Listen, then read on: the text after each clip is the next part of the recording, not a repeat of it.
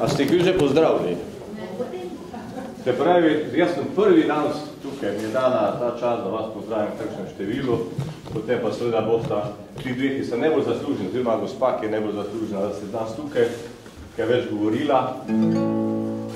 Razmišljal sem, kaj je pomembno za ljudi, pravzaprav. Zakaj smo ljudje to, kar smo dosegli, to, kar smo, zaradi jezika. In predvsem zaradi tega, da znamo zapisovati svoje misli, svoje izkušnje in jih na tak način prenesemo tudi za prihodnje rodove.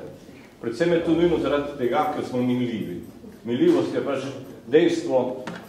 Začel bi z eno pesmijo, kjer kanček grenka, ker upominja na to minljivost, tako da kasneje bodo kakle tudi bolj optimistične, ampak vse, ko prej se zgodi, da človek se zazre v svoje življenje in je pot, ki je prepojena dosti daljša, kot pa tista, ki je še pred njim, in takrat razmišlja nekako takole.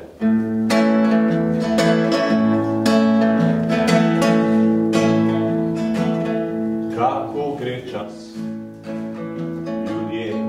Kako gre čas, spreminja mi srce, spreminja mi obraz. Vse, kar nekdaj sem imel in kar imam, bo izginilo, oddaje bilo za manj.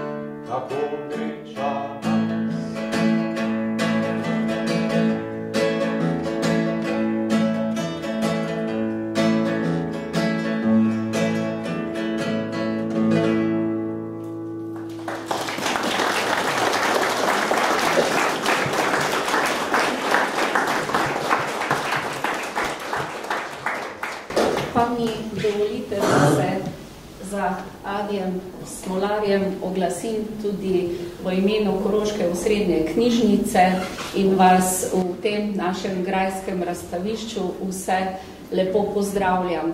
Moram reči, da je ta jesen v knjižnici kar domoznansko obarvana, še nekaj prireditev nas tudi čaka v novembru in seveda to je prav gotovo razveseljivo. Ne? Tudi Korošci imamo na kulturnem področju kaj povedati, znamo in na vsezadnje tudi komu. O tem priča tudi današnja polna dvorana.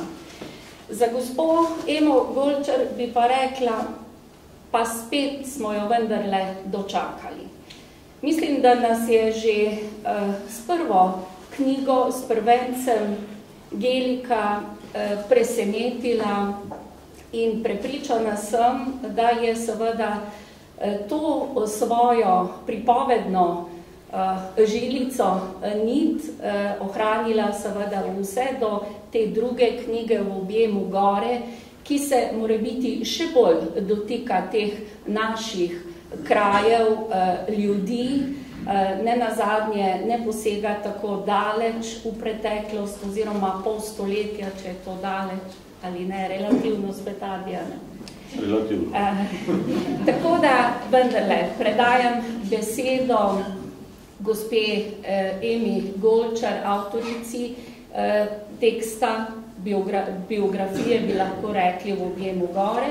Z njo se bo pogovarjala lektorica in tudi profesorica na Ravenski gimnaziji, gospa Marjana Žaže, pa kar prosim. Ja, lepo pozdravljeni prav vsi, še posebej naš koroški kantavtor in pevec Adi Smolar, ki je že, pa verjetno še bo, pripričana sem, popestril najin pogovor. In pa seveda lep pozdrav gospe Emici Golčar, zaradi katere smo pravzaprav danes tu.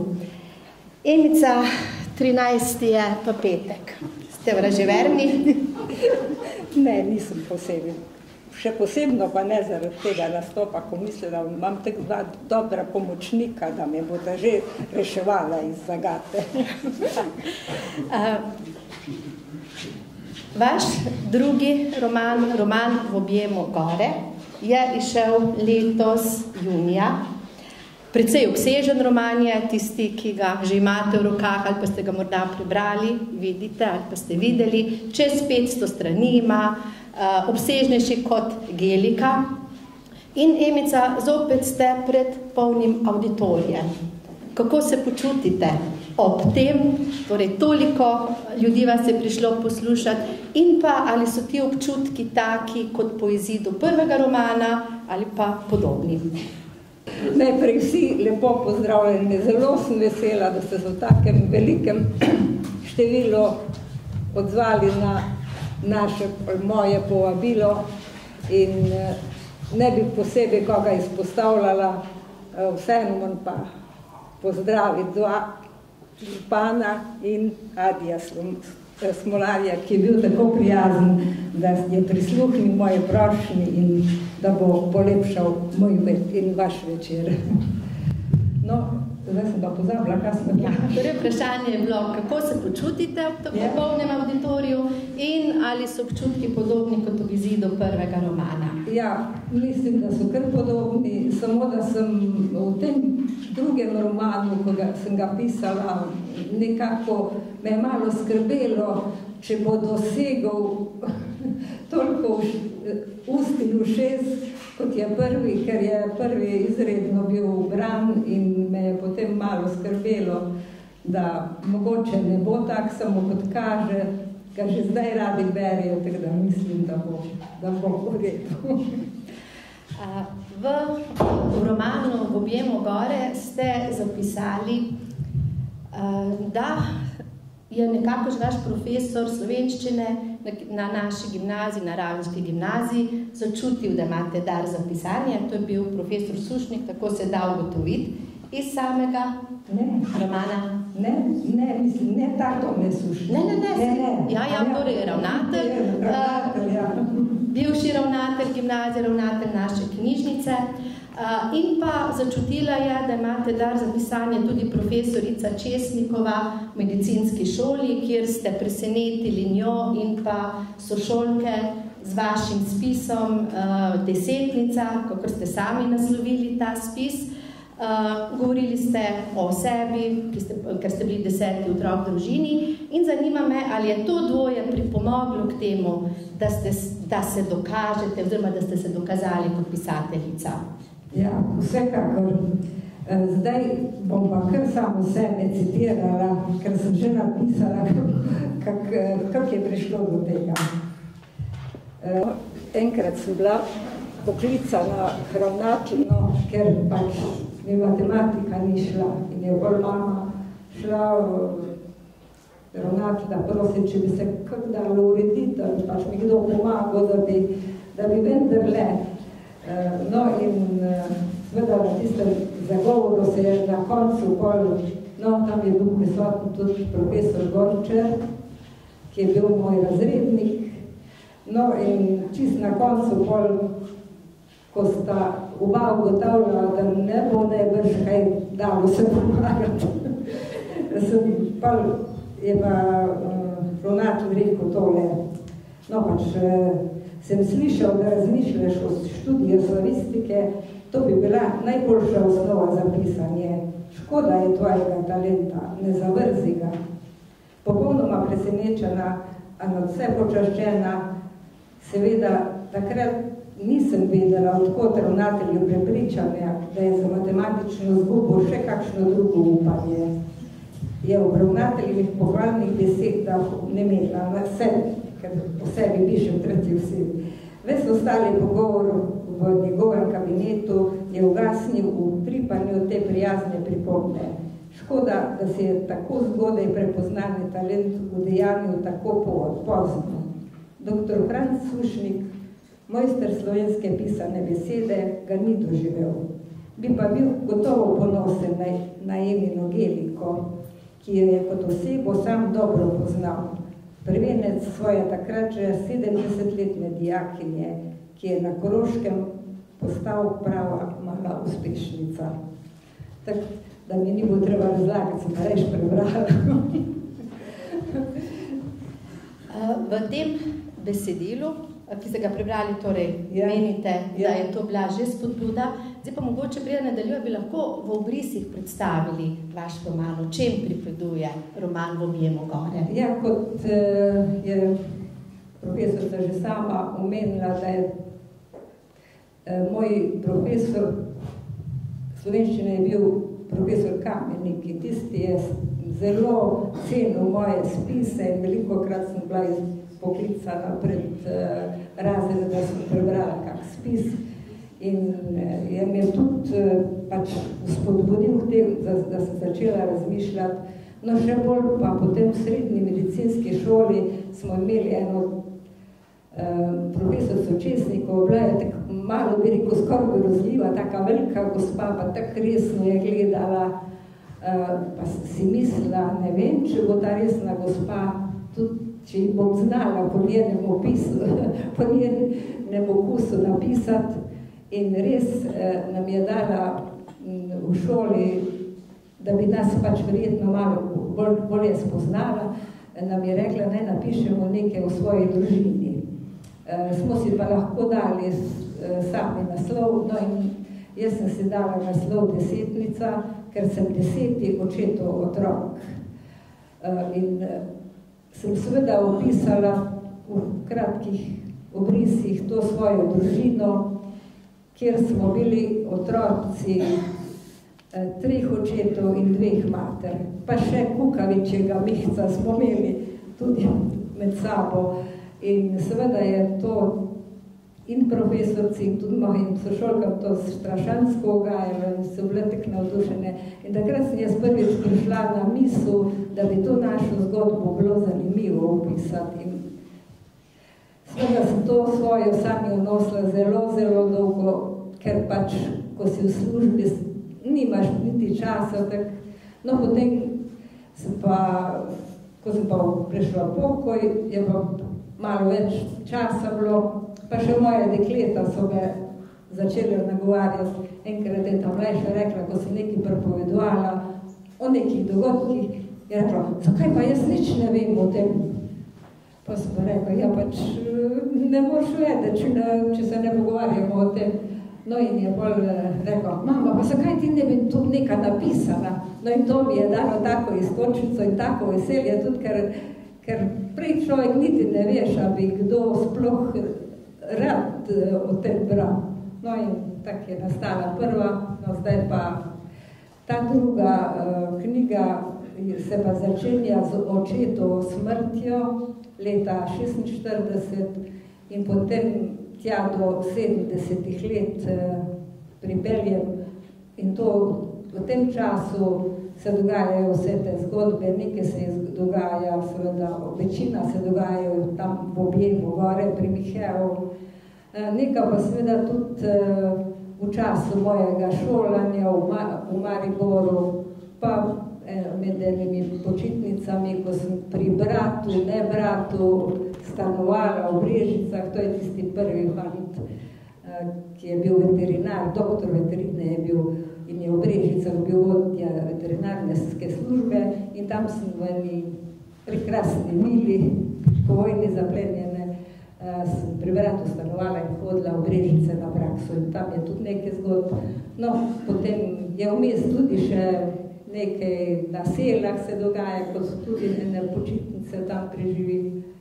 Pa potem tu v zdravstvenem domu, ko službo pridem, pa do dne, ko mama kot brezdomka odide od Miheva. Okvirno. Ja, okvirno. No, tudi v tem romanu, tako kot Geliki, še vedno pripovedujete o svoji mami in v spredje postavljate doživetja povezana z vašo mamo in pa njenimi lastnimi otroki. Izpostavljena pa je Emka in preko Emkinih oči nekako ljubeče odstirate mamino življenje, pa obenem tudi tega dekleta Emke in tisti, ki vas poznamo, nekako res lahko prepoznamo v tej Emki vas samo, pa sami ste že predtem rekli, da pripovedujete o sebi. Ampak vendarle, koliko je v tem romanu avtorske svobode, koliko pa je čisto take verodostojnosti? Ja, lahko bi rekla, da je pravzaprav vse zgodbe so resnične, ki jih opisujem. Samo da sem v tiste zgodbe, ki bi kakorkoli koga malo lahko prizadela, sem spremenila imena tako, da ne bi bil kdo, se nič tako posebnega, ampak vendarle. Ja, kako pa je, ko avtor podobo svojo na ogled postavi? Ja, to pa najbolj, da kar preberem. Prav. Seveda, je pač tak, da se dogajajo otrokom različne take dogodivščine in tudi kaka palotarija se zgodi. Seveda, jaz sem pač krit človek in sem povedala tudi kak greh te knjigi. No, zdaj bi vam prebrala o otroški tatvini. V tistih časih smo bili otroci, pravzaprav vsi otroci so sladkosneti. Mi pa, ko smo imeli tako malo, ko smo malo do tega prihajali, smo bili pa še bolj. In tako sem si jaz enkrat na leto je prišla k nam Tomčijeva Tilka od tistega ne brata, žena oziroma cela družina in je ona vedno prinesla take 2 kile napolitank. Samo ker je v naši družini zelo veliko ljudi, a ne, najmanj 13-14 jih je bilo za mizo, so se k njej stegovale poleg otroški še kakšne odrasle roke in mogla zelo previdno ravnati, da je dobil vsak 6 napolitank. No in seveda, ko sem jaz tako razmišljala, sem rekla, ampak enkrat si pa bom jaz kupila toliko cukrčkov, da se bom jih najedla. No in tako je prišlo do tiste tatvine. Tako je Emka nekoč v Šublat Castle, to smo predalnika, ampak mi smo rekli Šublat Castle, kjer je imela mama perilo, vrtičke, pa vse, in jaz sem strašno rada stikala in sem enkrat našla tam noter eno škatlico, ena značka je bila, pa tekst je bilo, spode je bilo pa kot neka zastava, pa obrača, pa kaj bi to bilo, pa nisem si upala mame priznati, da sem še stikala, sem kar tiho dala nazaj noter, no enkrat sem pa še pri tistem stikanju našla 2 bona med perilo. In seveda, prvič zaradi tega, da ne bi mama vedela, da stikam, in nisem povedala, po drugi strani sem pa malo špekulirala, da je mogoče pozabila tiste bone. No. Našla je 2 bona, denarno sredstvo, ki si mu moral dodati ustrezno vsoto dinarjev, da se je vrednost podvojila. 2 dinarje je deklica dobila od tete Katre, ko sta bili z mamo nazadnje pri njej na obisku v Titingerjevi ulici. Gušne, takrat je bil še Gušne. Če bi bila Emka sama, bi dinarja še topla pristala pri slaščičarju v trgu, a mama ji take potrate denarja nikakor ne bi dovolila. Zato sta dinarja v njenem žepu čakala na ugodnejšo priliko. Pozabljeni boni skriti med perilom, Emki zdaj niso dali miru. Vsake toliko časa je pobrskala med perilom in jih že nekajkrat našla na istem mestu. Kljub črničku slabe vesti o tem nikomor ni črhnila. Neko jutro, ko se je odpravljala v šolo, je spet preverila, ali so boni še tam. V oranžni barvi njenih priljubnih plenih cukrčkov so ji bežikali iz perila. Tatinska roka se je stegnila in pograbila izzivajočo priložnost. Tistega dne je bila Emka pri pouku vsa na trdnih, da je morala tovarišica kar nekajkrat upozoriti.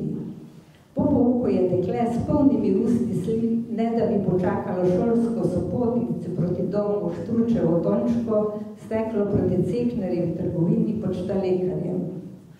Gospa Sekol, no moram povedati, da ta gospa še živi, je stara 92 let in da bere zdaj mojo knjigo tudi. Ta gospa Sekol je sedaj vodila trgovino z mešanim blagom v Kotljah, je začudeno pogledala, ko je deklica pred oči pomolila 2 dinarja in 2 bona ter vztrajala, da bi za ves znesek rada bombone. Običajno je Emka imela drobiža le za 2 ali 3 bombone, zato je gospa vprašujoče podvomila. To bo pa veliko bombonov, ali mama ve za to? Ja, jih nuca, gre nekam na obisk, ko imajo veliko otrok. Je s prepričljivo lažjo iz oči trgovke obrisala sumničavi preblisk. Kakšne pa naj ti dam? Se je gospa obrnila proti steklenim posodam, ki so z dnom obrnjenim proti nakupovalcem ležale na pulti. Takrat so še bile take, ni bilo še vseh zapakiranih. Kakšne pa naj ti dam? Se je gospa obrnila proti steklenim posodam, ki so z dnom obrnjeni proti nakupovalcem ležale na pultu. Tiste pisane, ko imajo črto v sredi, je Emka ošinila prazno prodajalno in tiho upala, da bo prazna ostala, dokler ji bo trgovka tehtala bombone. Kljub požrešnim slinam, ki so je zalivale usta, si je nenadoma zaželila, da bi brez mamljive sladkarije pobegnila skozi vrata, a je bilo že prepozno. Trgovka je ob naročanju pozdravu za mamo že potisnila v roko precejšno vrečko, ko sta se na vratih trgovine pojavila Tončka in njen brat Lojzi. Kaj se pa tek zvezgala, sva te kuma našla, a ne gremo skup domov? Svoje odhodva počakam po domni omrnirče po pošto. Lejta, kaj sem kupila Emka, že odbijala vrečko in vsakemu ponudila bombone. A ti, ko si jih kupila, se je začutila Tončka in si bombon želično tlačila v usta. Ja, so mi teta Katra zadnjič dali gnar, je Emka prijateljama povedala polovično resnico in dodala. Jih moramo vse pojesti do doma, mama bi bili hodni, če bi vedeli, da si gnar zaprela za cukre. Na skrbiš do frate boleznine se je Lojzi stignil proti vrečki, ki mu jo je ponujala Emka in si 2 bombona zatlačil v rdeča usta. Otroci do žradneške frate seveda bombonov še niso utegnili pohrustati, čeprav so jih grizljali, da je kar pokljalo. V Mihelem travniku jih je pa res že zmanjkalo, da je Emka pričo pregrehe papirnato vrečko lahko odvrgla v potok. Nismo že takrat poznali takega ekološkega odnašanja. Vsi ti bombonu so se na Mihelem vrhu poslovili, Emka se je s kepo slabe vesti na ramah in zaradi grizenja trdih cukrov porezanimi usti sama napotila proti hiši. Od sramu povešenih ščerkini pogledi, nič hudega slodeče mame niso napeljali na misel, da je karkoli narobe. Zato se je strah, da bo mama pogrešila bone, počasi vnesel. Vse otroštvo in najstništvo pa se je v dekletovo zavest plazilo nelagodje in sram, da je zaradi svoje sladkosnidnosti lastni ljubljeni mami pohličila bone. Pa samo zato, da je kupila nekaj, kar je potešilo njeno sebično željo. Vse do trenutka, ko je mami prekršek priznala in že odrasla od nje dobila pronicljiv odgovor. Iz vsake izkušnje, dobre ali slabe, se nekaj naučimo. Če nam je to poduk, smo iz izkušnje potegnili najboljše. Kot vidim, nisi postala danica, bone se pa res pozabila in jih nisem pogrešala. Če jih ne bi vzela ti, bi pa zgubili vrednost, saj so bili 52. leta ukinjeni. Ravno še pravi čas si jih povečila. Je imel vsaj nekdo koristolnik, še Lojzi in nesrečna Tončka, Bog ji daj dobro. Tu pa namiguje na svojo prijateljico, otroško, ki je v brigadi umrla, no, ko smo pri brigadi, ko smo gradili Kodeljevo, no, se to boste tak prebrali. Ja, v tem tudi piše. Ja. Zdaj pa prosim, Adi, lahko še malo. Jaz sem večkrat že razmišljal, kako dobro bi bilo, če bi tudi v starejših letih znali ohraniti takšno spoštovanje pa veselje od majhnih stvari. Ko kaj malega dobiš, ko si otrok, si neizmerno vesel, ko si starejši, pa že malo si zdaj ne znaš ceniti tega, kar ti je dal. In zato, da bi nekako, da vse skupaj spomnil na dragocenost, da bi zapel pesem, ki je hvalnica travnikom, obdani smo s čudovito naravo, to je privilegij na tem svetu, da imamo tako čudovito naravo, in hkrati tudi hvalnica skromnosti. Ker skromnost je tista, ki ti naredi hvaležnega, ne preveč pohlepnega, predvsem pa te osrečuje. In če znaš to posredovati svojim otrokom naprej, da znaš ostati skromni, si vrhu na delu.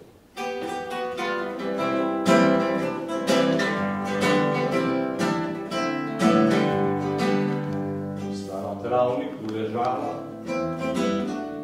ki v maju je cvetel, ljubim te je še petala, ko si jo je nežno vzel, in okrog so ptički peli, soncu, ki je grelo svet, kot da bi bili veseli, ker nov zemljan je bil spočet. Ko otroka sta ljubila se še bolj, sta vzgajala ga in učila, da že malo je dovolj. Večkrat so pohajkovali, šli so tja do travnika, ko so ga občudovali, pa sinku vedno rekla sta, glej, ta naš svet, tako je lep, kot lepe sanje, življenje imej za prekrasno potovanje. Grde stvari naj ti te radosti ne vzamejo, ker srečni so le, ki srečo res dojamejo. Leta mirno so jim tekla in otrok je fant postal, pazi nase, sta mu rekla, ko se je v svet podal. Lažnemu blišču ne nasedaj, ti se spomni travnika, pravih se vrednot zavedaj, pa sreča te bo spremljala, ker glej, da na svet tako je lep kot lepe sanje. Življenje imej za prekrasno potovanje, grde stvari naj ti te radosti ne vzamejo, ker srečni so le, ki srečo res dojamejo. Ko z imetjem kdo baha se, meni to se čudno zdi. Mislim si, hej, kažeš nase, saj miljiv si, kakor vsi. Jaz na svet drugače gledam, pa kaj, če denarja malo imam, na bližnjem travniku posedam in rečem si, kako je dan. Glejte, da na svet, tako je lep kot lepe sanje. Življenje imejte za prekrasno potovanje, grde stvari naj nam te radosti ne vzamejo, ker srečni so le, ki srečo res dojamejo. Glejte, da na svet, tako je lep kot lepe sanje. Življenje imejmo za prekrasno potovanje, grde stvari naj nam te radosti ne vzamejo, ker srečni so le, ki srečo res dojamejo. Srečni so le, ki srečo res dojamejo.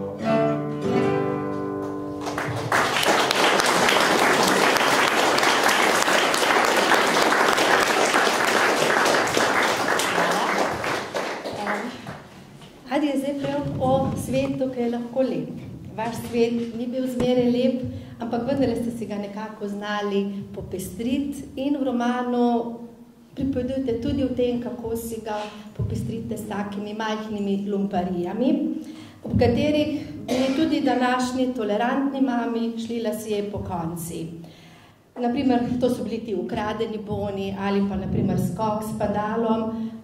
Priznati pa moram, da je pa mene zelo presenetil vaš izlet z neznancem v Maribor, nakup čevljev in normalno, da je bila mama potem huda. Kako ste pa vi doživljali to? Torej moram, ne vem, boste prebrali ta odlomek ali povem, kaj ste prebrali. Torej boste videli, da stvari vedno niso bile tako zelo, zelo prijetne, ampak vse se pa nekako srečno končalo.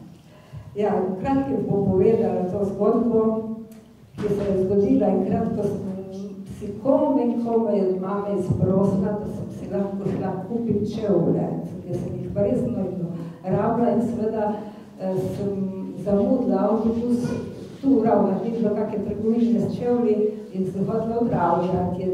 Imela sem obute, balerinke in seveda probudila neprimerne čevlje za pešhojo. Pa tam dol nekje v Predobri, pa tam obstala ob meži, pa si ogledujem čevlj, če bo še zdržal do Dravograda, ker to bo take podplate. No in naenkrat zaslišim hrumenje motorja, sem mislila, da bo najmanj 10 jih prišlo, ampak je samo eden prišel. In ko me je zagledal tam ob cesti, je seveda obstal in rekel, a se je kaj zgodilo, Sromi, kaj je zgodilo? Sem rekla, ne, nič hudega, ni samo čevlje se ogledujem, če bo še do Dravograda zadržali. Oj, rekel, pa sem pa ravno prav prišel, pa sem pa jaz peril. In seveda, to je bil motor s prikolico, to je bilo v tistih časih nekaj neverjetnega, ne?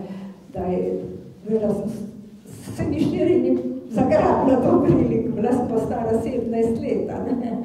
Ko si tak še človek res pač rekel, vedoželjen pa in seveda sem se kar usedla noter neko kapo, tako snjeno mi je dal pa nekaj rekel popihala, Oblečite se in ne, vse smo se tikala, ker je pač on presodil, da smo oba še tako mlada, da se lahko tikamo.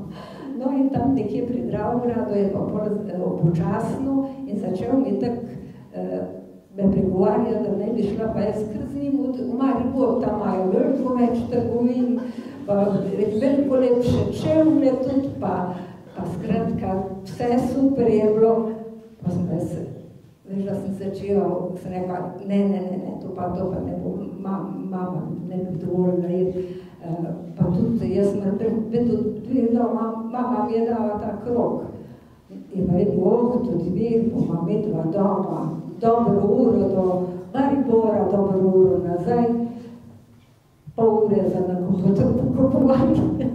Čeprav smo imeli takrat do tiste ure še 5 ur časa, ampak no in seveda me je premagalo, strašno rušno se je popeljati in smo se medva peljala. Bilo je vse v redu, nič ni bilo kaj takega, da bi, ne vem, meni se je pač prekrasno zdelo peljati se.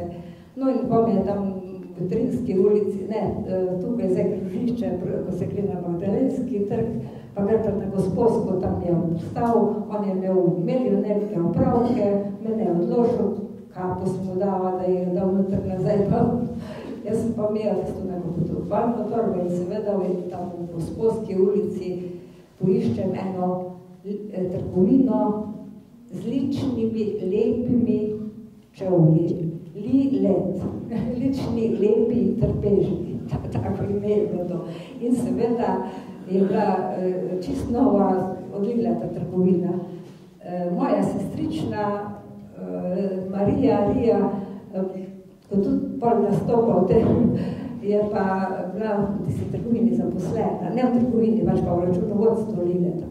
No in seveda tam pridem v trgovino, skoraj prazna, je bilo ne 3 trgovke, so mi znosile čevlo še in še, seveda jaz sem samo za tisto lepi. Lepi so morali biti. No in seveda jaz zberem pol ene čevlčke take, so bili svetlo bež, s takimi lepimi, tak lukničasti so bili, pa seveda petko so imeli, se ni bila tako visoka, ampak ne za naše ceste. No in seveda tisti čas je on že tudi, ko sem jaz zbira, je že počakal me tam in seveda smo se kar odpeljala nazaj in zdaj bom pa prebrala, kak kraval je nastal doma. Kravala, ki je nastal, ko se je dekle po polurni zamudi le pojavila na domačem pragu, Ema v svojem življenju še ni doživela. Že ledeno trdi pogled, ki jo je prestrelil, ko je mama z rokami togo uprtimi v bok, ko jo je prestregla dobesedno na pragu vhodne veže, je Emi nalil svinca v noge. Hod si hodila tako dolgo. Saj sem hilala, ker sem bila, čisto malo sem zamudila, je Clanje prišlo v tekočo domačo gorico. Prestrašena najstnica je postala malo samozavestnejša, ko je ugotovila, da niti v maminih rokah, niti na ograji nad kletjo ni šibe. Saj po plečih in nogah ne bo padlo, kakšno klofuto bo pa že prinesla. A namesto, da bi kakšno pripeljala okoli ušes, je mama s kazalcem pokazala proti kuhinjo in jo zmrš. Trdoto potaje po lesenem podu pospremila vanjo. Pred pričama Rosko in Minjem je svoje vprašanje še enkrat ponovila. To sta brat pa sestra. Mlajši brat pa starejša sestra. Rdeča kot puhan rak se je Ema zdaj postavila v obratno držo. Sami veste, da sem si šla kupiti čevlje. Tukaj so in tudi druge reči, ki ste mi jih naročili. Je na mizo pred Minja in Rosko, ki sta sedela, in mamo, ki je dolgo stala v njej, položila škatlo in se sula vsebino torbe. Vedeti hočem, kje si hodila tako dolgo, je ne, da bi odprla škatlo, vztrajala mama. V Mariboru je zvedela najstnica do prepričanju, da več kot ubiti je ne more, z momentom presenečenja poskusila razelektriti od mamine jeze praskitajoče ozračje. V Mariboru je zasijalo 3 ust, mamina pa so še zasikala. Kako si prišla v Maribor? Z motorjem. Zavodila sem avtobus za Dravograd in sem mislila iti peš, pri Dobrjem me je dohitel neki črnjak in me pregovoril, da sem se na motorju s prikolico z njim odpeljala v Maribor. Obljubil mi je, da bomo oba pravočasno doma in sva tudi bila ob 1:30 pred Šmidom. Med tem monologom so vsa 3 usta ostala na široko odprta, dokler se mama ni uvedela in se je začelo zlivati na Emko. Kako si je predrznil z nekim tujim moškim kar tako odpeljati v Maribor? Ali se sploh zaveda, da bi se lahko kaj zgodilo? Ubila bi se lahko. Kako mora biti tako neodgovorna? Zelo prijazen je bil, nič se mi ni zgodilo, še vozovnic se mi ni zaračunal. Je Emka s šalo iz mamenega zdaj čudno prestrašenega pogleda poskusila izmiti skrb. Kak je pa bil, a Harley, se je zdaj z navdušenim žarečim pogledom oglasil Mili. Menda neki Harley Davidson ali nekaj podobnega je pojasnila Ema, ki ni bila prepričana, ali je ime znamke motorje izgovorila pravilno. Ti bom dala, zdaj pa še ti podpire, je mama nahrulila še Milija. Pa kako lepe čevlje sem si kupila. Poglejte, po zadnji modi je Ema iz škatle potegnila svoj nakup in z njim pomahala pred trojico oči, ki so zdaj dobile vsake svoj lesk. Milijeve nezainteresiranega, Roskine posmehljivega, mamine pa spet besnega. Ti bom dala vodo okoli ušes, kako pa misliš hoditi v njih?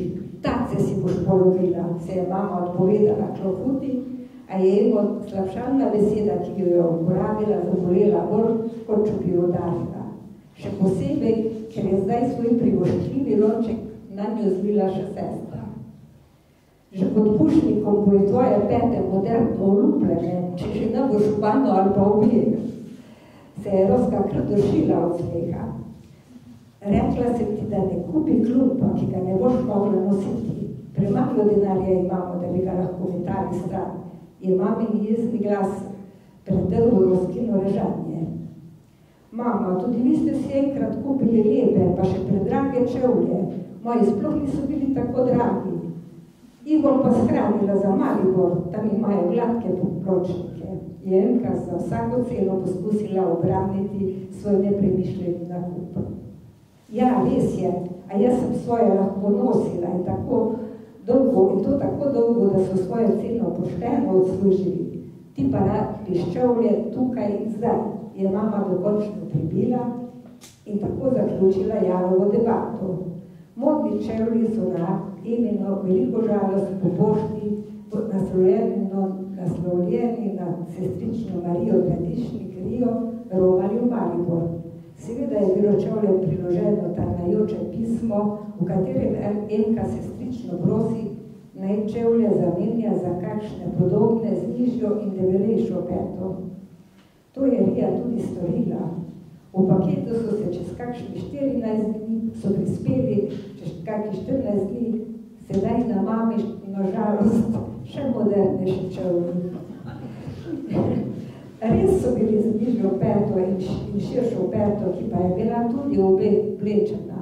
Pomislite, v modro usnje, čevlji so bili beli, z manj zašiljenimi konicami in izzivalno ljubko mašno na nartnem delu in to modro mašno.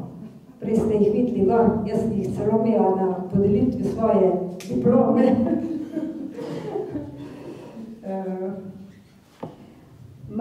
Mama seveda sestrične izbire ni smela kritizirati, ni se pa mogla odreči škodljivi pripombi, no ti so pa res za podeželske poti.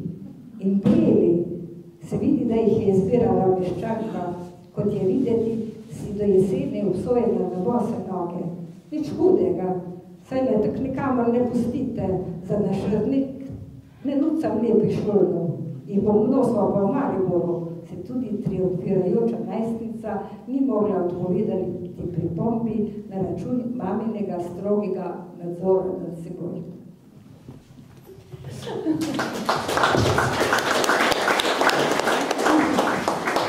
Kot najstnica ste bili torej očitno kar zelo pogumni. Marsikaj ste poskušali, preizkušali tako ljudi, kot tudi druge stvari. Marsikaj ste želeli izvedeti, se naučiti. Pa me zanima, ali ste bili zaradi vseh vaših lastnih izkušenj zelo tolerantni pri vzgoji vaših hčerk? Ali bi morali to povedati one? Mislim, da bi morali to one povedati. No pa vendarle mogoče kaj o tem. Mislim, da starejše dve bi ne tak čutil preveč me kritizirali. Ta mlajša bi me pa že, da si bila bolj sitna. Lahko pa potem še kaj poveste.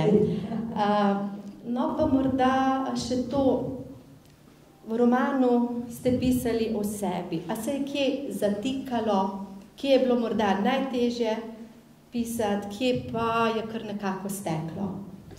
Ne vem, ne moram reči, da bi ne vem ampak seveda je pri tistih osebnih stvarih zelo težko.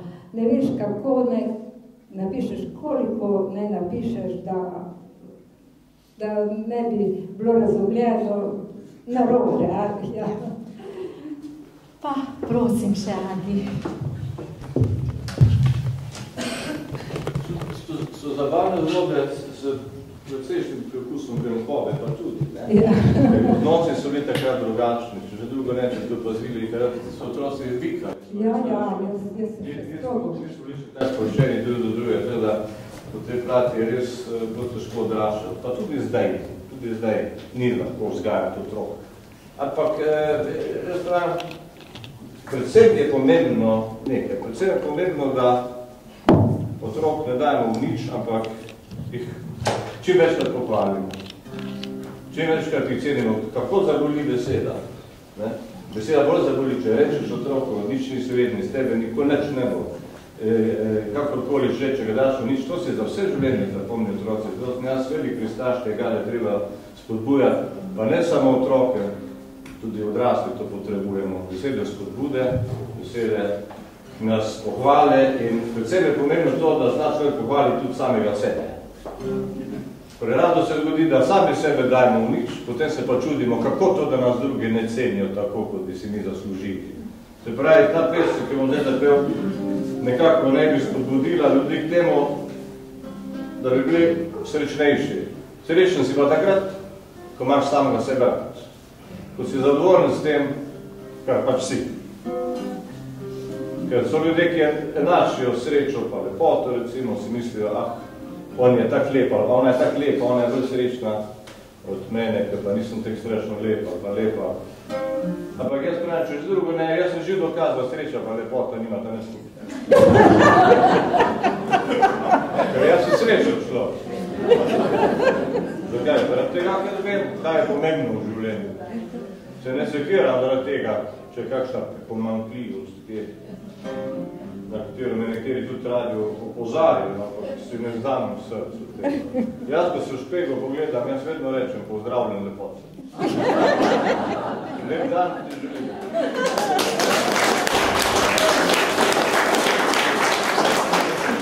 Tega nam primanjkuje. Preveč nam govorijo, kako nismo popolni, kako nismo vredi, kako moramo nekaj kupiti, da bomo boljše zgledali. Ta miselnost je tudi prihranila v naše kraje, da je sreča odvisna od velikega kupa denarja. Vi ste imeli srečne pa lepe trenutke tudi? Ja, zelo. V skromnem življenju, takem pa se je našlo marsikaj lepega. Verjetno so bile tudi kakšne take stvari, ki jih mi tudi doživljamo, samo jih ne prepoznamo, jih ne znamo več razbrati vsakdanjega življenja. Nenehno plepimo potem, da bi imeli nekaj, pozabimo pa ceni to, kar že imamo. Da se nekateri obetajo srečo denarja in potem gradijo. Kaj pa ve? Več denarja, ko imaš, več ga hočeš imeti. Ko ga imaš dovolj, ko se bojiš, da ga boš zgubil. Ali pa zvejo, kako si do njega prišel.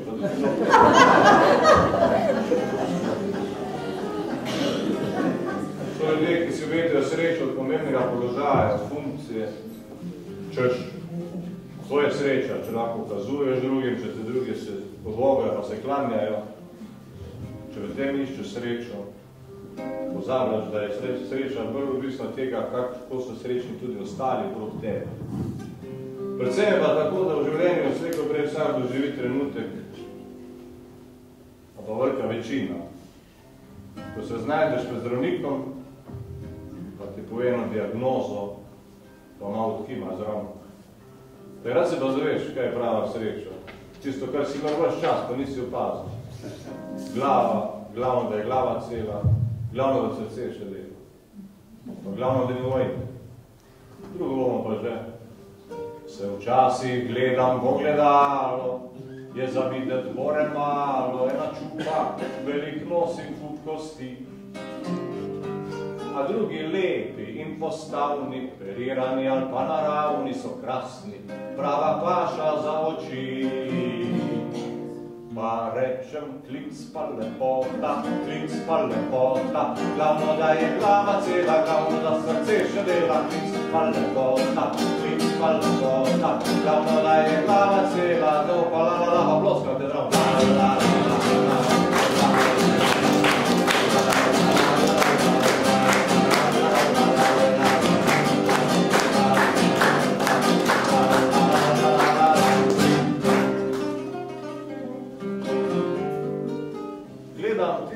Da bogate, imajo denarja ko solate in v dušo se priplazi mi nemir.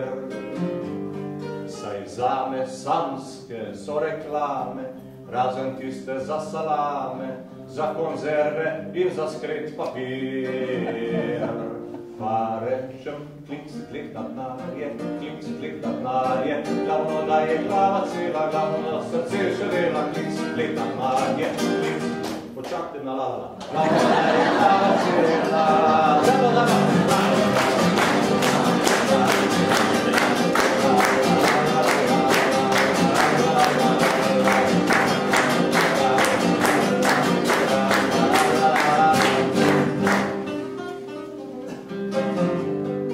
gledam slavne in uspešne in odrivam misli grešne, kak fajn bi bilo, če bi me v svet poznal. Če slaven si, imaš kupe denarja, kar slišim, glejte ga smolarja, če je slaven, tudi malo lepši je postal. Pa rečem, klinc gleda slavo, glavno, da je glava cela, glavno, da srce še dela, klinc gleda slavo, glavno, da je glava cela.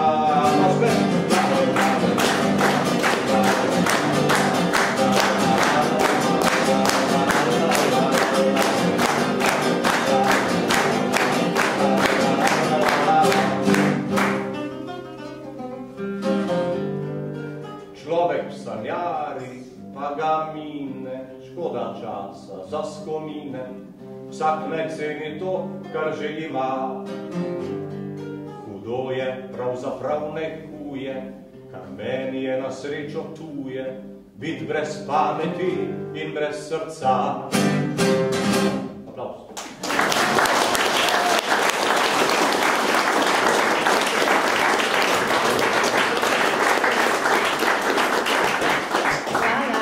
Torej, očitno se nisem na začetku zmotila, ko sem rekla, da nam boste prijetno popestrili ta pogovor.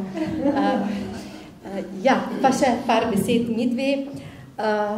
Mogoče bi šli zdaj malce na jezikovni del tega romana, kajti opazili so tudi bralci, da je vaš roman jezikovno izredno bogat.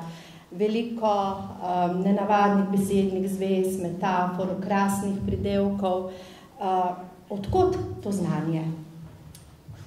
Ja, mislim, da predvsem ogromno berem. Tako da to mi je veliko prineslo, malo pa tudi ne veš, kaj je svem, kar od nikot pride. Očitno tudi nek poseben dar, ki je bil že opažen pri vaših 16-17 letih. Ja, v romanu pišete v knjižnem jeziku, ampak pišete tudi v koroščini. Kakšen je vaš odnos do knjižnega jezika in kakšen do koroškega narečja? No, to sem si pa prav želela to vprašanje. Jaz imam pač to mnenje, da je pravzaprav od otrokov knjižni jezik oziroma materin jezik narečja.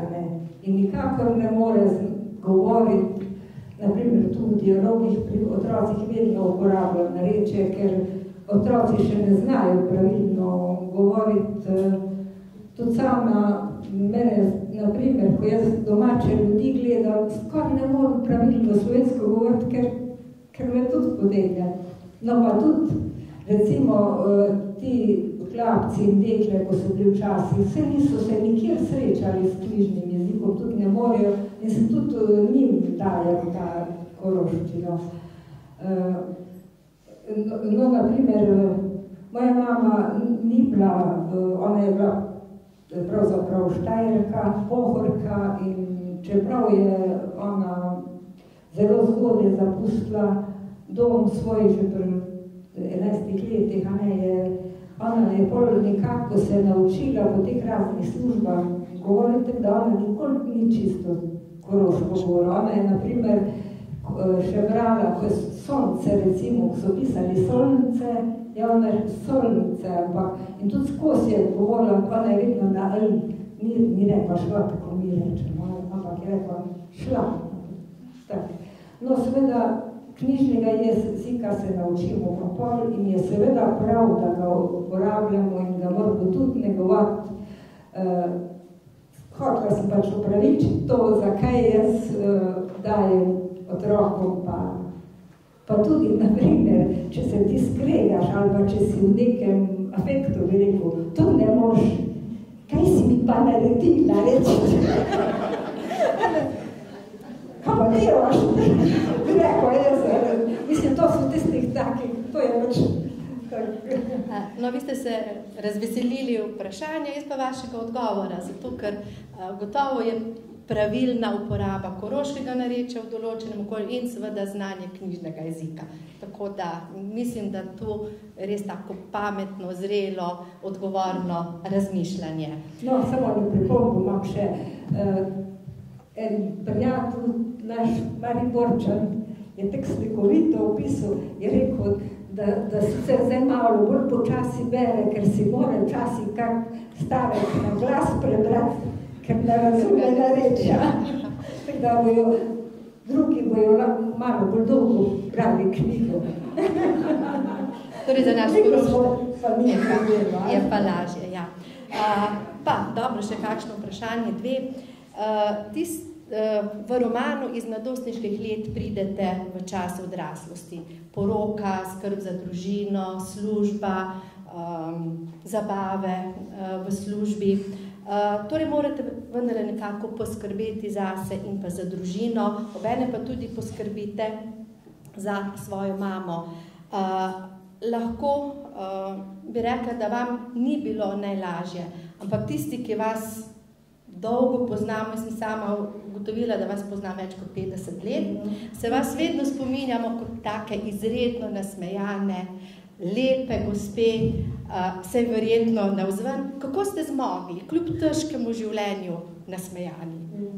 Ne vem, to je najbolj mojem značaju, tudi sej, ne vem, taka pač sem, da se zelo rada smejem in tudi tiste težke stvari včasih tako vzame. Včasih pa moji domači me že vidijo tudi kislo. Je malo drugače.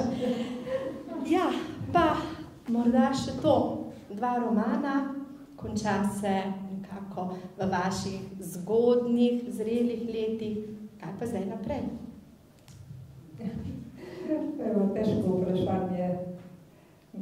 Ne vem, marsikaj bi človek še lahko napisal, ampak bi bilo treba pisati tudi o težkih stvarih in je pač težje, ne vem. Mogoče še kaj, to bo pa mogoče bolj za domačo rabo, bolj za ožji krog, ne vem, no. Dobro, verjetno bo čas to še pokazal. Kako bo. Dobro, zaenkrat hvala. Zdaj pa preden bi morda spregovorili še 2 iz občinstva, bi prosila Adija.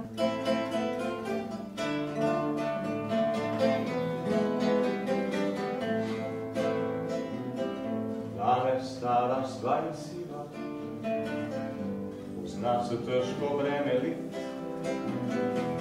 ostala sva tako ranljiva, mnogo prehiter je za naju svet. Najne poti so kratke, neredko kdaj še greva kam, vedno skupaj, vedno sama, ona vse, kar imam. Daleč, daleč je za naju pomlad, leta prinesla so jesen. Daleč ko dekletu sem govoril, rad te imam, in ko bil jaz fancem njen. Daleč, daleč je za naju pomlad, mi za mladostjo je hudo, a ne bi hotel sam postati spet mlad, raje star sem, starim z njo. Govoriva si spomine, mnogo vsega je bilo, rečeva, kako vse mine, malo nama je hudo, a na to se nasmejiva, srečna, ker sva se našla. Kako lepo je, da sva se spoznala in skupaj skozi življenje šla. Daleč, daleč je za naju pomlad, leta prinesla so jesen. Daleč ko dekletu sem govoril, rad te imam, in ko bil jaz fancem njen.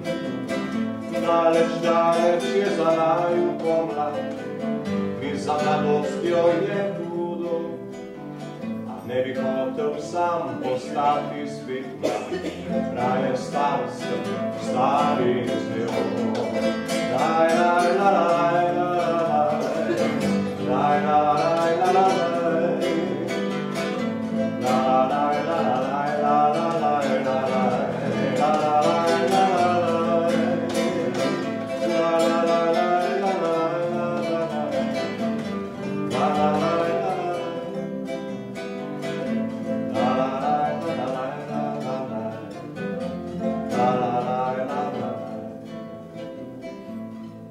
prehodi spomine, greva spat, zašepeta, trdno me pod roko prime in s težavo vstaneva.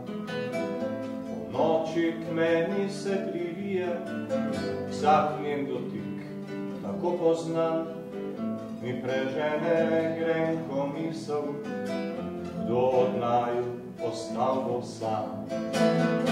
Daleč, daleč je za naju pomlad, leta prinesla svoj jesen. Daleč ko dekletu sem govoril, rad te imam, in ko bil jaz fancem njen. Daleč, daleč je za naju pomlad, mi za mladostjo je hudo, a ne bi hotel sam postati spet mlad, raje star sem, starim z njo. Tudi vi zapojete. Daleč, daleč je za naju pomlad, leta prinesla so jesen. Daleč ko dekletu sem govoril, rad te imam, in ko bil jaz fancem njen. Daleč, daleč je za naju pomlad, mi za mladostjo je hudo, a ne bi hotel sam postati spet mlad, raje star sem, starim z njo.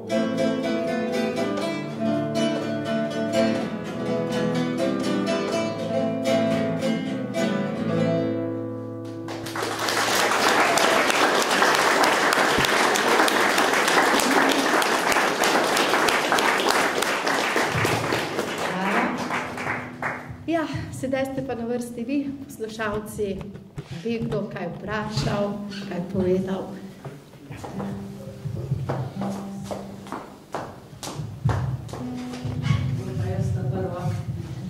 Draga teta Emka, hvala ti že za prvo knjigo, kjer si vpisala našo Vico, ki smo jo čas klicali Linija mama.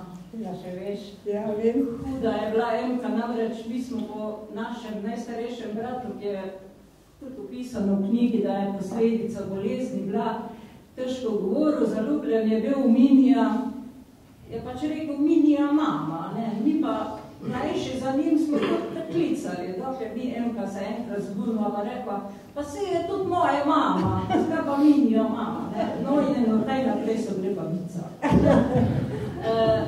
Še bi rekla, opisana je tudi zgodba. Jaz sem namreč tista, ko jo je Emka po stopnicah vrgla, pa se ne moraš verjeti, če zdaj najo gledaš. Kak je bo? Čeprav sem bila šele 2 leti stara, se res dobro tega spomnim, da sem jaz spomnila, da sem jaz bila tista. Jaz se spomnim samo njene črne, da zadnje, ampak gležna zvitega pa ne. A te stopne? Ampak meni, da me je pa še enkrat vrgla. Se pa še zvončke nabirala.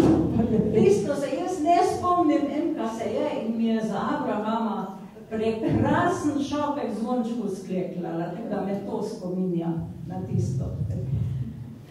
Še neki, enih par je še takih dogodkov in če bi jaz znala tako lepo pisati, ko Emka bi najbrž napisala, da je tista rdeča obleka z belimi pikami in srčastim izrezom bila meni dana.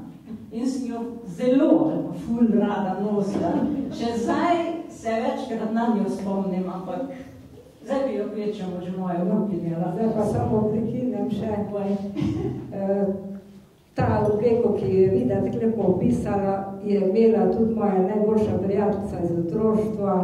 Ona jo je žal nosila v krsti, takrat, ko smo jo, sem jo jaz nesla, ko smo jo domov pripeljali, to je bila Šturčeva Tončka, sestra od moža, od te gospeda. No pa še bi opisala, kako smo kot piščančki sedeli okrog nje na travi, ona v sredini, kot je napokla in nam je brala spise. Že takrat smo jo požirali, poslušali, sedeli pri miru. Krasno je pisala, res. Da se zelo mi čudim, da je zdaj, da sta 2 taki knjigi nastala. Pa še eno zadevo, kar Emka tudi ne ve, da sem spala v plažu. A to nisem.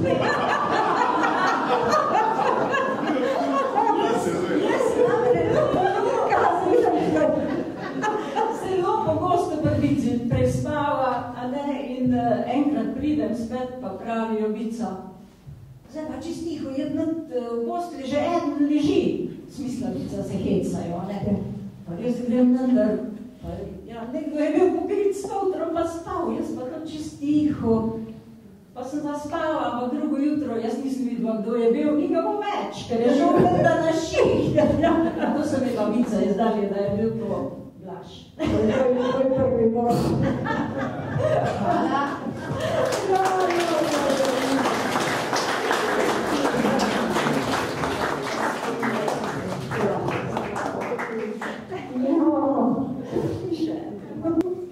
Ja, jaz bi Emki čestitala zdaj za drugo knjigo, pa povedati malo, da je moj mož lepo pozdravila.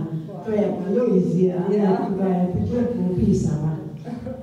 Pa hvala tudi za lepo opis njegove mame, pa cele zgodovine od Tončke. Samo pripombo pa imam, mama, Lojzijeva mama ni rodila pri 51 letih, pač pa 41. A ja, mogoče, 10 let je bilo tam.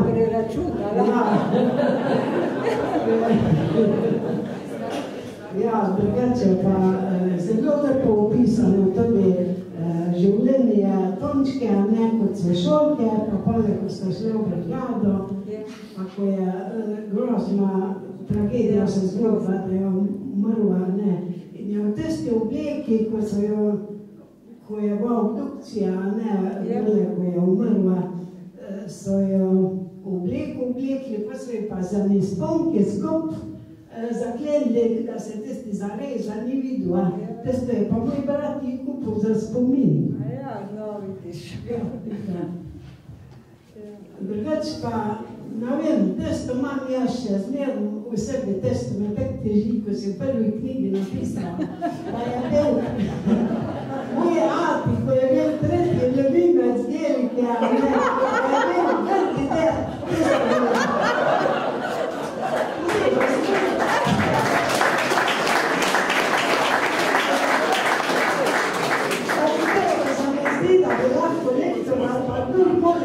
drugač povedal, ker zame je bil moj najljubši avtor. No,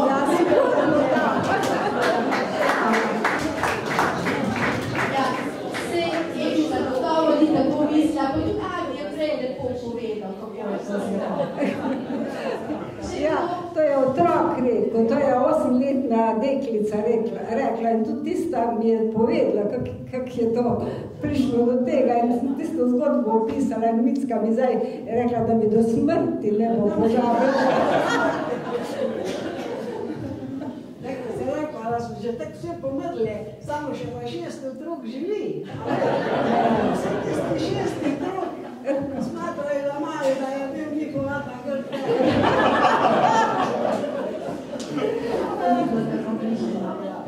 Bi še kdo kaj povedal, vprašal? župan. Hvala, se zdaj čestito, gospod Emi Golček, da je nobeno. Čestitam, no, zato je znano. Lep pozdrav vsem prisotnim. Ema Golček, čestitam za vašo knjigo, vaši družini. To je včeraj čestitam, da vas je spodbudila že v prvi knjigi, kajti seveda z današnjo knjigo dobivamo zgodbe, ki jih drugače ne bi bilo, z velikim talentom za pisanje, ki ga premorete. Kot ste že videli iz razprave po knjigi, seveda so izjemno zanimive, žive zgodbe, ki opisujejo tako ljudi, kraje, tudi dogodke, ko smo debatirali na občini v knjigi, tudi eno mor, oziroma velika tragedija v Kotlah, ki je vzeti nekaj strašna nesreča. Zločin v Kotlah opisuje tudi tisti, tako da knjiga bo seveda zanimiva za mnoge bralce, pustila bo ta pečat za prihodnost, za ljudi, ki seveda tega ne vemo, zato si želimo seveda, da bi bilo pri nas čim več takšnih piscev, kot je Ema Golček, da bi ta literarni talent nagradili za svojo življenjsko izkušnjo in pa seveda tudi za znanje, ki ga imajo. Knjižničari bo rekli znanstveno oziroma strokovno, da je to domoznanska knjiga, ker govori o nas in samo naravno si čim več želimo takšnih knjig, kot je vaša. Zato, če boste še pisali, bomo pomagali, kot smo se zdaj potrudili. Hkrati pa je to 4. knjiga letošnje jeseni na Ravnah, Dedi živijo Jože Prednik, Ema Golček Objemo gore, sledi knjiga o Ivanu Kuharju, predstavljena, mislim, da kar v roku enega tedna v Kotljah, in pa potem še knjiga Milana Kamnika, tako da kar dobra jesenska bera knjig na Ravnah, o Ravnah, strani Ravenčanov, in pa hkrati so tudi čestitke za v četrtek smo na Ravnah praznovali krajevni praznik, 12. oktober, ko spominja dogodke na Navački vrh in vabljeni jutri tudi na proslavo pred DTK-jem ob tem krajevnem prazniku, morda tudi na 70-letnico folklore. In če lahko rečem, je ta knjiga tudi neko vrste darilo Ravenčanom ob našem krajevnem prazniku. Še enkrat res resnično hvala. Hvala tudi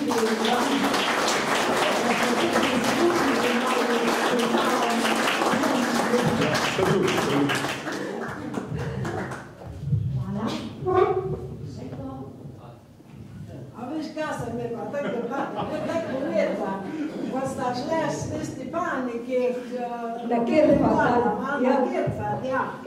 Ko sta povedala, da pač je povišanje Svetega križa, svečeno to. Ti si pa rekla, Marija, če pa vsako leto križ večji pa večji, bo pa ja že vrta do nebes.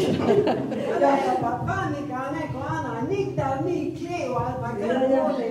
In je pa ti rekel, o ti tuntika, to se pa ja samo tako reče.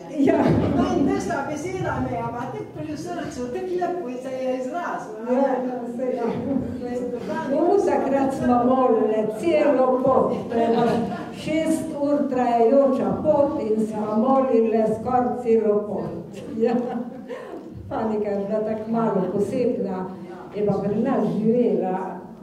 Mogoče se kdo spomni, Micka že v železarni je delala in je imela volčje žrelo in je tako do Nemče govorila, tako da je marsikdo ni zastopil. In pa seveda mene, ker smo 12-13 let pregovarjala, da bi šla z njo in na bele vode. Mama se je zbunila in rekla, ne, pa ne more ona tako dalč hoditi. Je pa rekla, a za kravami pa lahko hodi leta, obočta tudi vsak den hodi, a to pa ne bi moglo iti, ko je kjer pa tam. No, pa sem pa se lahko šla. Ja, potem bi mogoče lahko se o tem pogovarjali še, po zaključku, se bodo verjetno še malce ostali, in zdaj prosila še Adija, da za konec popestri še enkrat. Ja bi samo rekel ena ocena te knjige. Prvi vtis, pa najbolj očitno je to, da je to debela knjiga. Debela knjiga, marsikeno. Zdaj, ko ste tudi s to pomočjo obudili določene spomine, razne, to je lepo. Teda jaz bi rekel takole, če drugo je ta knjiga dokaz, ne vem, da ste zdaj pisali. Ja, zadnja 3 leta. Ker jaz sem se malo kanček zaslug vzel za to knjigo. Ker jaz sem že pred leti napisal, da je treba delati. Tako da, veste, to zares vzeti.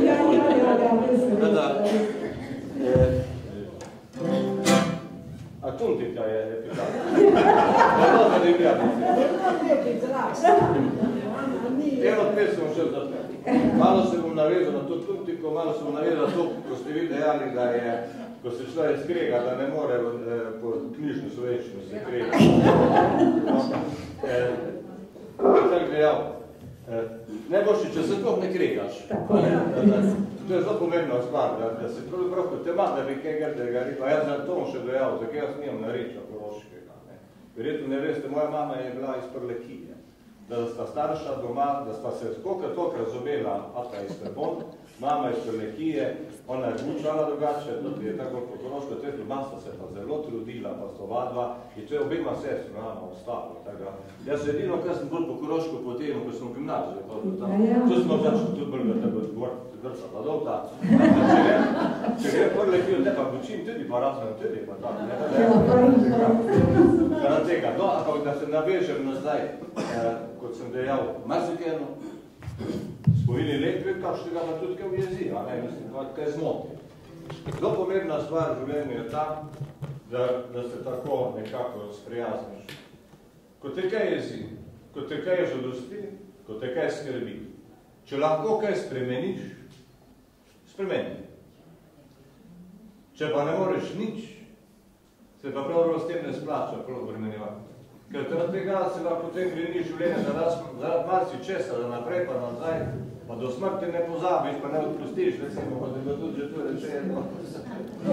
Torej, jaz sem velik pristaš tega Tuntika, mu rekel, da to je taka zanimiva beseda, ki človeka spravi dobro volje. Dobro volje. Za mene pa spravi dobro volje beseda, da.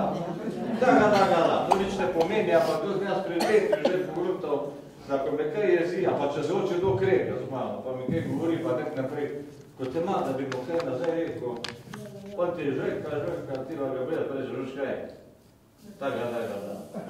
Reče, da deluje pozitivno na odnose. Rečeš, tako da je tudi to. Zaradi tega bi jaz to pesmijo končal, se pravi. Imejmo v glavi prostor za lepe misli, za vesele misli, kar nas pa žalosti, gre ni skrbi, to pa z enim daga, ali pa s Tuntiko. Nisem farizejne, nas je fanatik, odkrito bom priznal, jaz sem le flegmatik, slovo sem dal telesnim in duševnim bojem, ne se zgodi karkoli, jaz mirno si zapojem. Taga.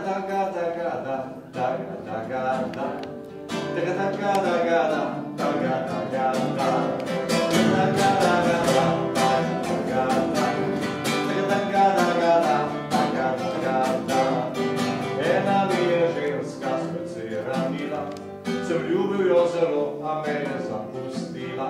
Vendar jaz nisem človek, ki za to bi stokal, jaz pojem taga da, namesto da bi jokal.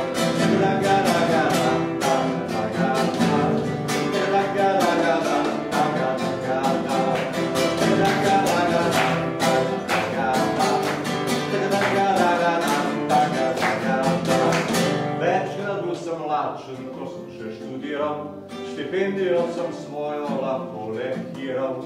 A jaz nisem človek, ki zaradi lakote tuli, jaz pojem taga da, ko mi v želodcu kruli.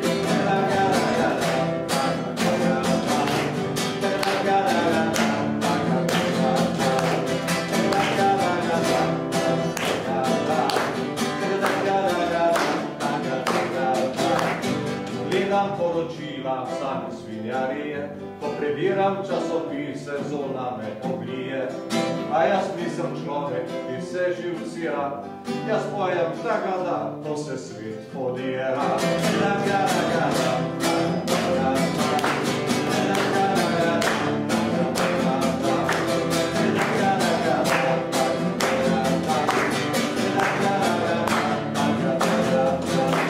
Nastanejo problemi, res ni jih malo.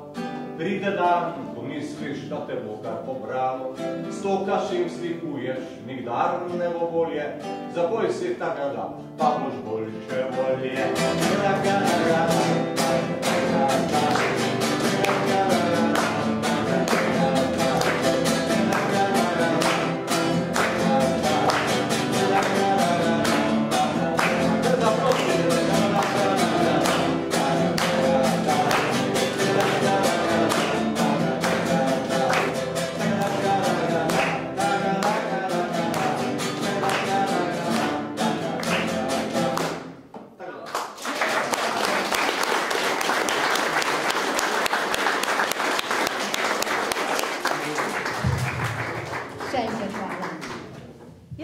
In tako smo končali.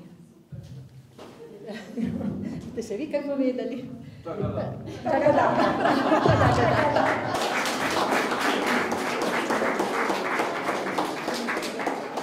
Zdaj vas pa vabimo tam za ovinek malo. Vete, še nekaj povedala. Jaz sem namreč vedno, ko mi je mama spravila kuhati, jaz sem rekla, jaz nikoli ne kuhala. Ja je rekla, kako boš pa kuhala za svojo družino? Sem rekla, bomijo pa sluškinjo. In seveda, tako se s tistimi obljubami zgodi, ko si jih daš, jaz nikoli sluškinje nisem imela. In potem so se začeli, ko sem se poročila, pa smo se odselila z Blažem, problemi. Ta križ sem skuhala, da smo se skoraj zobe polomila. Paračinke so bile tak trde, da so kar pokale. No, in seveda, pa sem se jaz mogla pa toliko ponižati in sem prosila svojo mamo, ki je bila pa dobra kuharca, da če bi zame organiziral en tak posebni tečaj kuharski. In seveda je rada privolila in od takrat smo, ko smo hodili gor nje na obisk, nas niso čakale več dobrote, ampak sestavine in potem sem jaz pod strogim nadzorom se učila kuhati kot stara terba. No.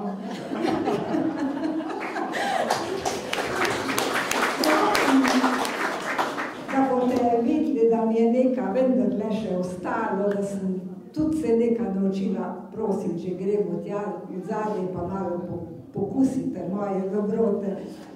No, moram pa še povedati, da je ena prijateljica, ko smo bili na morju, letos smo se nekaj pogovarjali in ona je tudi prinesla take krasne flancate dol s seboj in se mi je ponudila in mi je tudi spekla, tako da flancati pa v poginjenci so pa njeni. Metka, hvala.